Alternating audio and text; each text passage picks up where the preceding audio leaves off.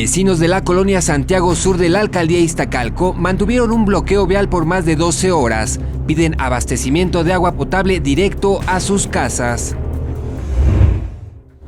El grupo Taxistas Unidos por México exigió a la jefa de gobierno Claudia Sheinbaum la revisión de tarifas y la regulación del transporte de aplicaciones. Advirtieron que se movilizarán la primera semana de octubre si no se atienden sus peticiones. Esta mañana se realizó la Feria de Seguridad Escolar en el Colegio de Bachilleres Plantel 6 Vicente Guerrero, donde 3,400 personas asistieron a pláticas y actividades impartidas por la policía de la Secretaría de Seguridad Ciudadana, esto para evitar que los ciudadanos sean víctimas de delitos.